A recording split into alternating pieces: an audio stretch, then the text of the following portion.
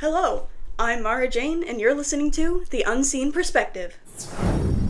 Hello, and welcome back to The Unseen Perspective. As I said, my name is Mara Jane. I am your beloved host, and here with me today I have a very special guest. Hi, I'm Brooke Petro. She's really cool. She's also visually impaired, so today we're going to talk to you kind of broadly about what it's like to live life with a visual impairment, especially in this world that is kind of made for sighted people. So, we're going to start with briefly describing our visual conditions and our impairments.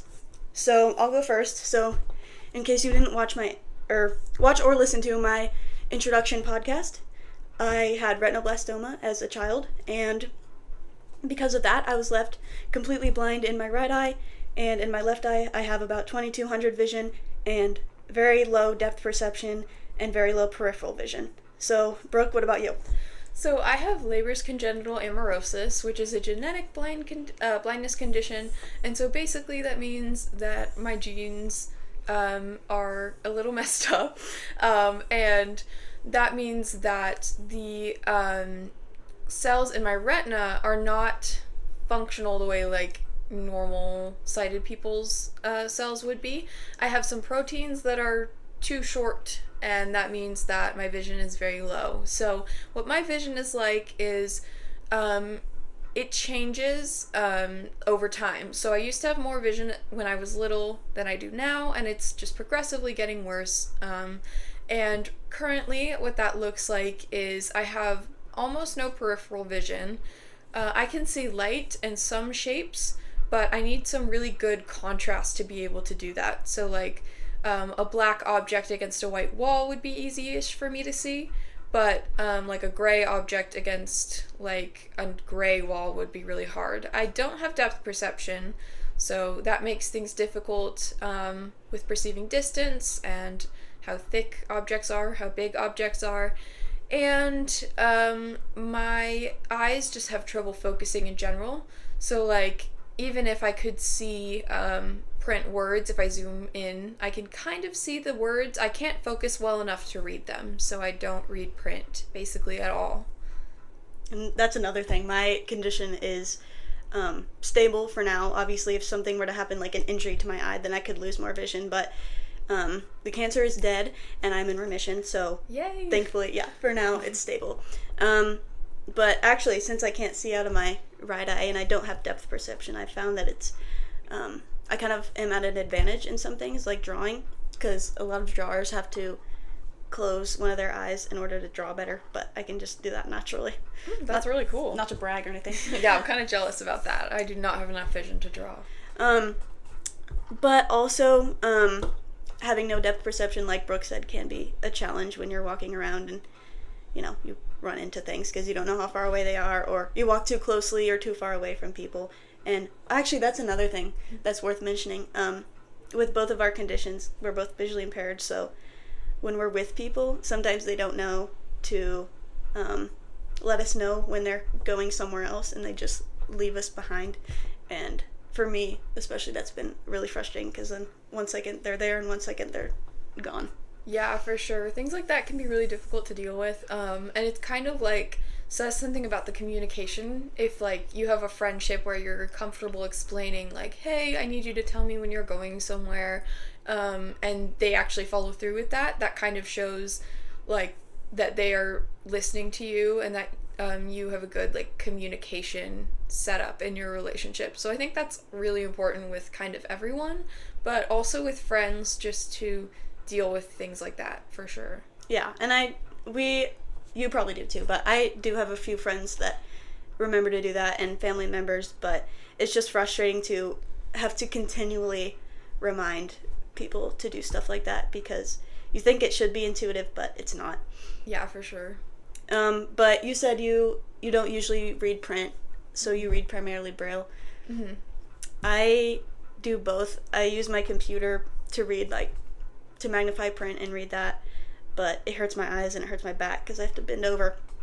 So Braille is ideal, but I kind of hated it as a kid, so I avoided it, and now I'm not as proficient in it.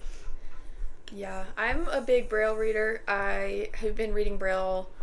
I started training when I was 3, and I primarily used it, so I'm really comfortable with it, and I would like to say that I'm really good at it. But print I did use for a while my vision allowed, and so I actually can write, and that will confuse some people, because that's like doesn't make sense. I can't see what I'm writing. How can I write? But it's almost like muscle memory, so things like that can be interesting too. I think also, like, we both played piano, but we don't have to look at it, so, and most people would find that maybe impressive, but it's just natural for us. So, speaking of things that normal people don't really think about, I say normal people, sighted people don't really think about, but we do on a daily basis. So, what are some of those things, do you think?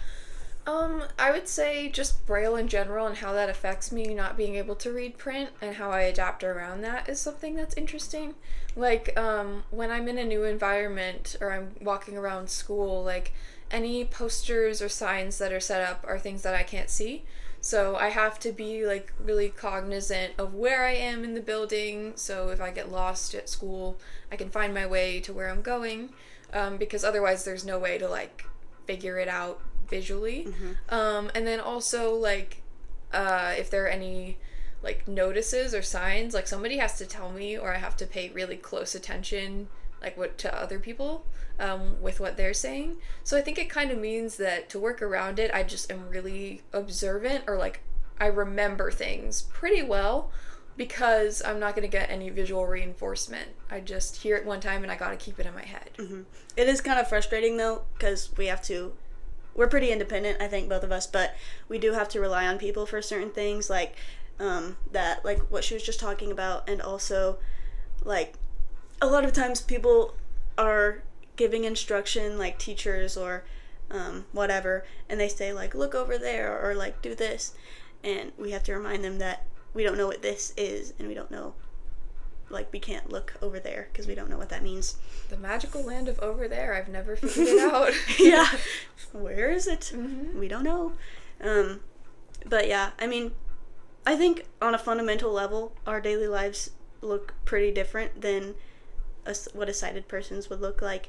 But oftentimes, I don't think we think about those things because it's just normal for us, like reading Braille or, asking for accommodations. I think we're both pretty good advocates. When it comes to, have to be. Yeah, you learn from a very young age how to advocate for yourself and what you need. So what are some of the accommodations that you use at school? At school, I use my main accommodation, other than Braille, obviously, is extra time on tests. That one's really important for me because it does take me longer to do tests. It takes me longer to do assignments too, but they're not usually timed. Like, I have time after school. So testing, I have to schedule those with the testing proctor, and, like, the accommodations counselor. I have to make sure that all of those things are set up, that my proctors know what's going on. It's a lot of, again, communication, and just practice. Eventually you do get used to constantly scheduling and advocating and talking, and people get to know you and they kind of know your habits, but you always have to be on top of your schedule, otherwise you might not get the things that you need and your grades might suffer because of that. Yeah. Well, thankfully, I'm very big on schedules. I'm very organized, very meticulous, but a lot of people aren't. So, let's see. I also have extra time on tests, including the ACT. So that means that I'm basically testing for 6 hours straight when I take it, which is awful. But, I did mine a couple days ago. Oh, so. How was it? It was long. Yeah, it was 6 hours. I don't really remember any of it, but it's done. It was in Braille. Yay. It was traumatic. You A little forgot bit. it. I mean, yeah, I did well on mine, but it was kind of torturous, and I'm glad that I don't have to do it again. But, I mean, yeah, extra time on tests, Braille. I get a lot of things electronically, so, like, PDFs on my computer. But they aren't the most accessible things because you can't really use VoiceOver with them or anything. That's another thing. Screen readers. I know you use them a lot more than I do. I do. I've been trying to get into them because my Braille teacher wants me to, but they're helpful. They're interesting, and can be a little iffy at times, but they read what I need to see on my computer, and so I can use my computer. And that's actually something with the PDFs that I think is another important thing for my accommodations, is that I can't use PDFs because they don't work with screen readers and I can't read them. So I have to have my teachers convert their PDF assignments usually into a Word doc so that I can read it in accessible format. There's a lot of little things that people might not think about when they're thinking of a blind person. Like, they're thinking about how's she going to get around school, or how's she going to take her tests, and not, will this PDF document work with the software on her computer? Right. But things like that are things we have to consider. Definitely. I mean, it is the little things, and we don't think about them, so it's kind of hard to express to other people what we need.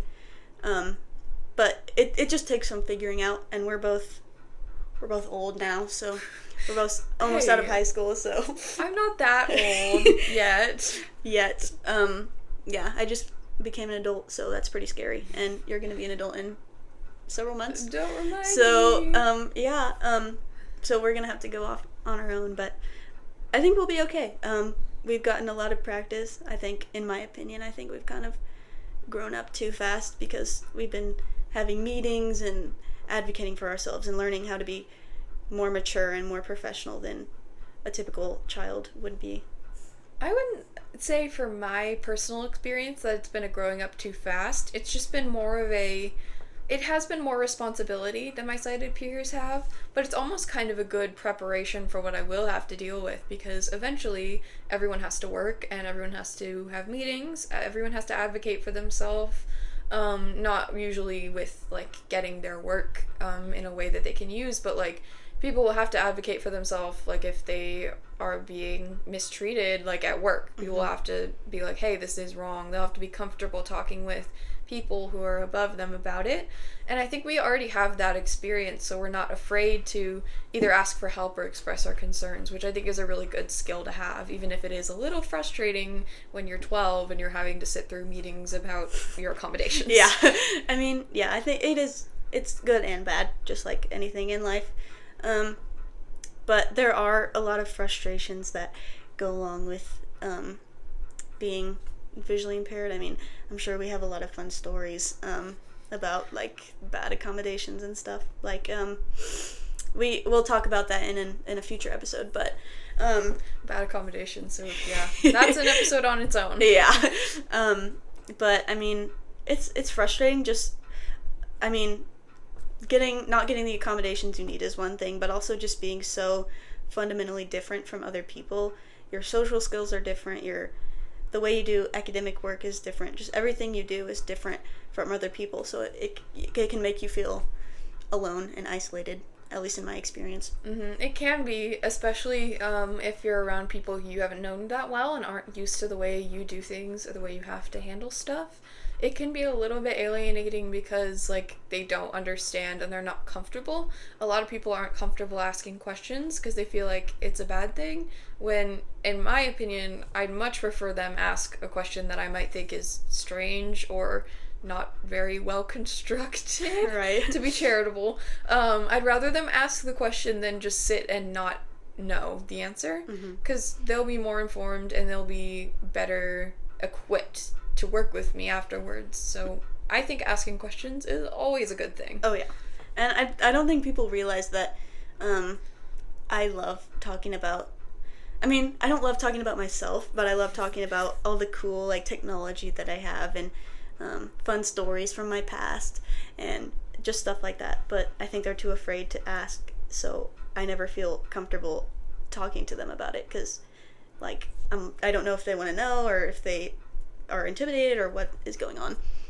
One thing that being a blind person gives you is the skills to be really good at talking about your blindness. Like, that's kind of a consistent theme. Most blind people are really good at just explaining and talking about it, and I've had to, like, give talks to people since I was a little kid, so public speaking doesn't really freak me out like it would for other people, because I'm just used to it. Like, my whole life I've been explaining myself to other people. It's not that weird to do it anymore. Yeah, I mean, maybe that's why public speaking doesn't bother me. I mean, it really never has. I can just go in front of however many people I want and talk to them. It also doesn't hurt that I can't see them that well. Yeah, that helps a lot. Yeah. But yeah, that is a good point. So there are a lot of frustrations with being blind or visually impaired, but there are also a lot of perks. Mm-hmm. And a lot of them people don't think about. And a lot of them I, and probably other visually impaired people too, don't appreciate until they're older, and they don't even realize that it's beneficial, like being able to read in the dark without any light. That's really cool. It is. I love doing that. And we can like stick our braille under our blankets and pretend to sleep. Yeah. I think every blind braille reader has done that at least once. Oh yeah, it's a rite of passage. It's a childhood experience. But yeah, I mean, not like, when I say perks, I don't mean like the special attention, because I don't like attention, but there's just a lot of cool, we also have very cool technology that we use. Like, I have a braille note taker, and so does Brooke. Mm-hmm. So it's basically just like a computer but braille. Mm-hmm. And I love explaining it to people because they're like, where's the screen, like, how does this work? But it's really cool. We'll also do an episode on assistive technology, but there's just a lot of cool, unique experiences that we get to have as visually impaired people that I think a lot of people don't even think about. Mm-hmm. For sure. And like, the community that comes with it is also really important too. Like, it can be alienating to be so different from sighted people, but that also gives us a community of other blind people who just completely get it. Like, when I'm in a room with a bunch of blind people, like, and we're just talking about things, I know immediately that they're gonna get it. Like, I don't have to explain anything. I mean, not much. And it's just kind of nice to have that group of people who completely understands you in a way that other people don't. Mm-hmm. It kind of makes a connection that other people don't have with me. Right, because, I mean, we go to, like, camps and programs usually over the summer, some during the school year, at, like, the Kansas State School for the Blind and whatnot, where we can just commune with other blind people, and everyone's visual impairment is different. That's important to note, but we do have a lot of the same unique experiences that are unique to the blind world. Mm-hmm. For sure. I kicked the table on accident. Oh. Yeah. Yeah, I think so. And like, those experiences I wouldn't trade them for anything. I think people will ask, like, would you, if you could not be blind, would you? And like, that's a hard thing to say, because if I wasn't blind, I wouldn't have, honestly, the majority of my friends. Like, right. The amount of friends that I have because I'm blind is like huge, and like, we wouldn't be friends if I wasn't blind. Like, it would kind of be really sad. So Honestly, I think I'm definitely not on the side of I'd totally go back and make myself a sighted kid if I could. I mean, people do ask me a lot, like, if you could have your vision back, would you choose to? And I do get really frustrated with being, because I'm the only blind person at my school, and me too. Yeah, so is Brooke. So it's very frustrating to be surrounded by people who aren't like you, and it really gets to me a lot of the time. But if I had the chance to trade it for being a sighted person, I don't think I would, because I wouldn't have any of these unique experiences or a lot of the friends that I have, and I think I wouldn't be who I am. Mm-hmm. To get over like the frustration about being the only one, it can be even just like annoying, but also just remembering that sighted people, this is something completely foreign to them.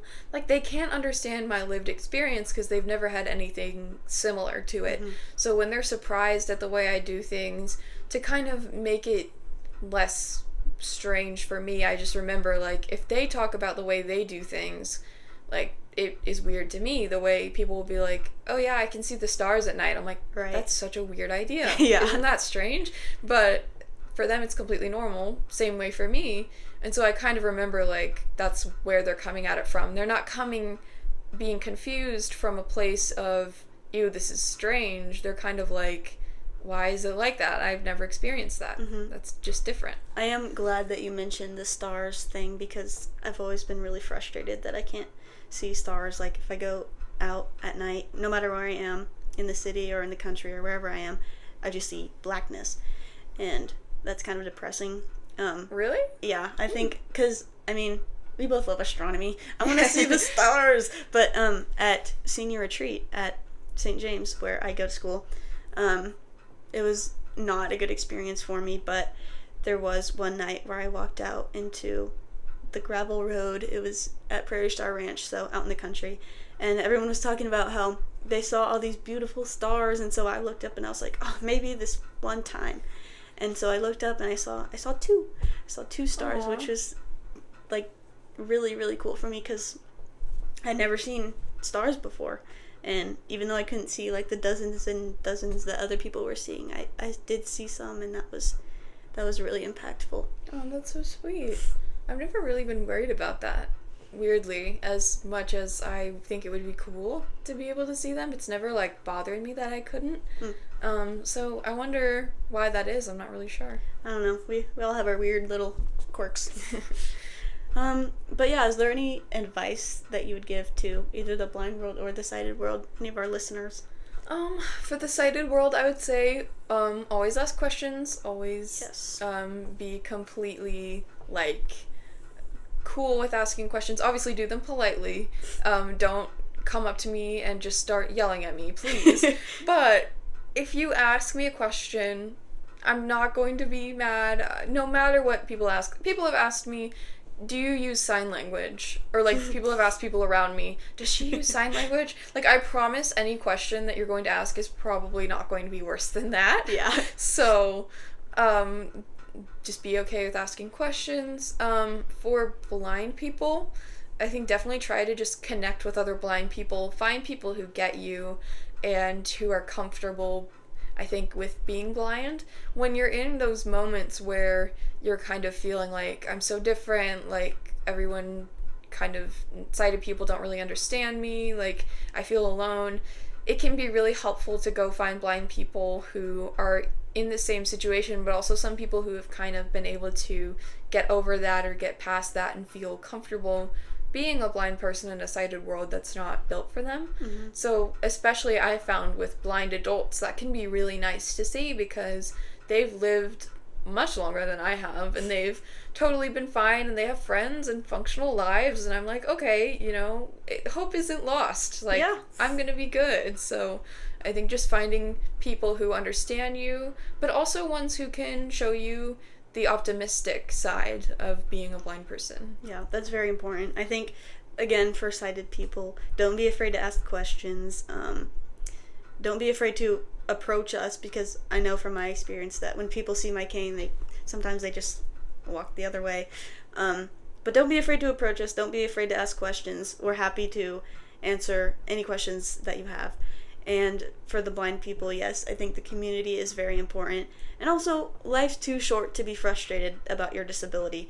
Just, you know, I mean, it is a big obstacle, but as long as you try and make the best of it every day, it's really not so bad. Yeah, I think the frustration is totally valid, but like trying to move past it is what's important. Mm-hmm.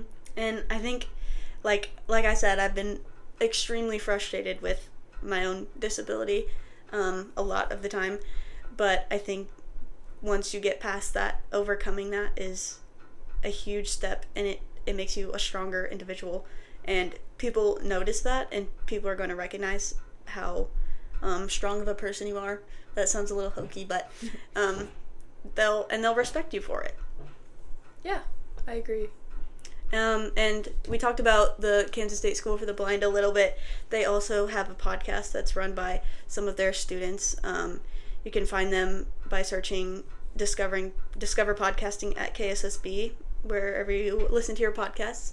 And they're also on Instagram and Twitter, I think, at KSSB Podcast. If you want to go give them a follow, I would recommend. And of course, if you want to ask me or Brooke or anyone who's ever on my show any questions, you can email us at theunseenperspective2024@gmail.com, or you can DM us on Instagram at theunseenperspective2024. And again, we're on Spotify and we're on YouTube, and we will be releasing more episodes in the future, so stay tuned. But that's it for now. Yeah. So anything else you want to say? No, just thanks for having me on. This was really cool. Yeah, thank you for coming. Yeah. So yeah, that's it for today. I hope you all have a wonderful day, and we'll see you next time. Or not, because we're blind.